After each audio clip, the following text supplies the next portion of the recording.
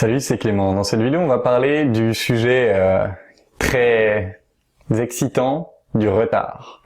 C'est un client qui me disait « ma copine est toujours en retard et ça m'énerve ».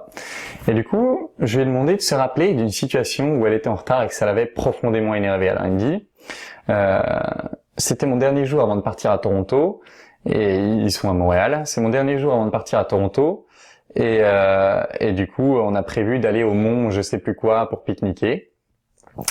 Et j'arrive et elle s'était levée en retard et du coup j'arrive, elle était pas du tout prête, elle était en train de se préparer. Du coup ça commence à m'énerver.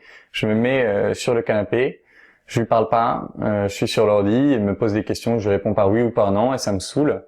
Et au final elle finit par se préparer, on part et là arrivée au métro, elle se rend compte qu'elle a oublié le cadeau de sa mère qu'elle devait aller lui apporter plus tard.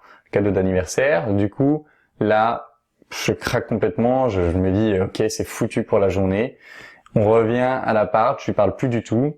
On repart, je continue de plus du tout lui parler à tel point que elle commence à m'envoyer des textos alors qu'elle est juste à côté de moi. Je réponds pas. Et là, pendant les 4 heures qui ont suivi, je lui parlais presque pas jusqu'à un moment où je me suis carrément barré. Et elle m'a rejointe là où j'étais parti dans un autre parc. Elle m'a rejointe et là j'ai commencé à lui parler un petit peu et puis au bout d'une heure je me suis remis à lui parler normalement. Du coup, en tout et pour tout, il y a eu pendant 6 heures où je lui ai fait la gueule. C'était ça la situation. Et à ce moment-là, je lui dis ok, la situation qui t'a énervé, c'est le fait qu'elle était en retard pour ce moment-là. Et je lui dis qu'est-ce que vous deviez faire ensemble? Il me dit, on devait faire un pique-nique à mon machin. Je lui dis, ok, mais c'est quoi l'activité au sens plus large que vous deviez faire ensemble?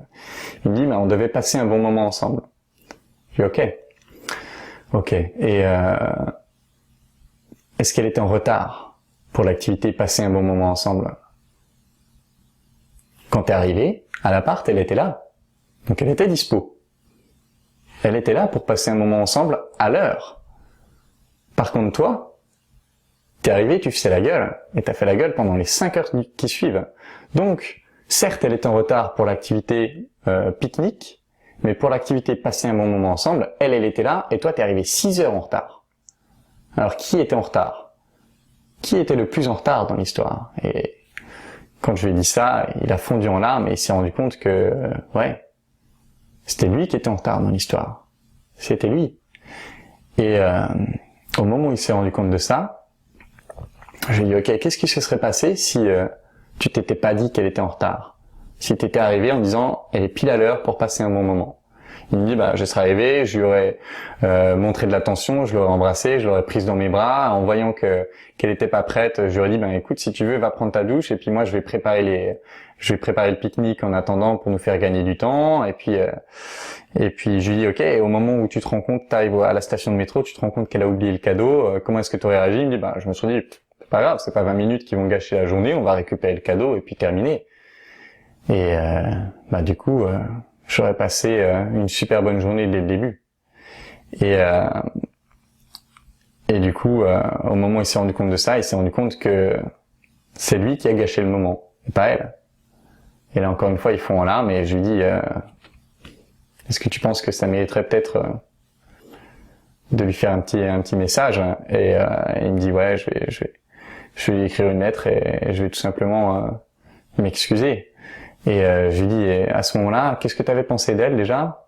Il me dit, je m'étais dit, elle est trop conne, elle pense vraiment pas à nous, puisque c'est comme ça, je vais plus rien préparer pour elle. Et je lui dis, et maintenant, qu'est-ce que tu te dis?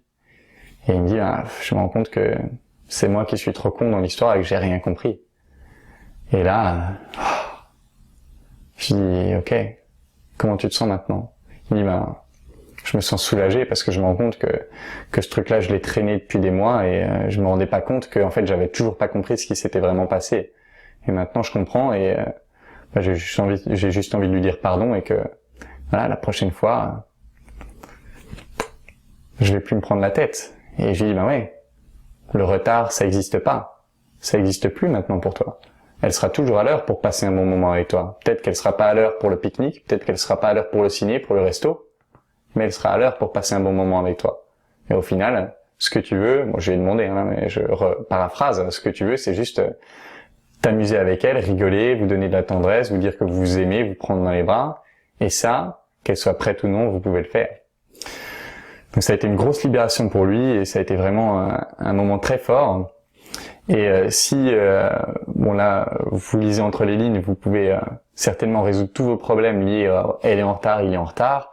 Si vous voulez le script complet de cette conversation, puisqu'il y a eu plus de choses, bien plus de choses, vous pouvez vous inscrire à la newsletter et vous le recevrez probablement cette semaine, peut-être la semaine d'après. Je ne sais pas exactement comment je vais les positionner, mais en tout cas vous le recevrez.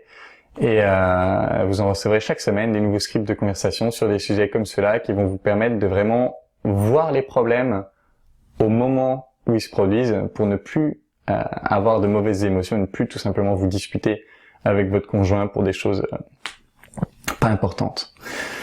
Donc voilà, je vous invite vraiment à vous inscrire à cette newsletter pour recevoir ces conseils-là, et surtout, je vous invite à venir en atelier. Je fais des ateliers à Paris, à Strasbourg, je ferai d'autres dates ailleurs.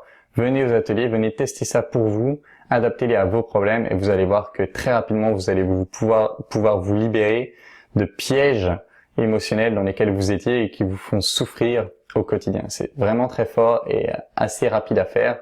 Venez aux ateliers, et en attendant les ateliers, vous pouvez toujours m'écrire sur Facebook, m'écrire dans les commentaires, et on pourra parler un peu de ce qui vous bloque vous, et ça me donnera probablement des prochaines idées de vidéos.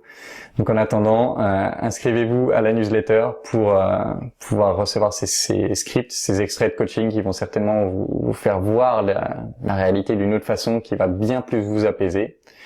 Et en attendant, je vous embrasse et je vous dis à bientôt.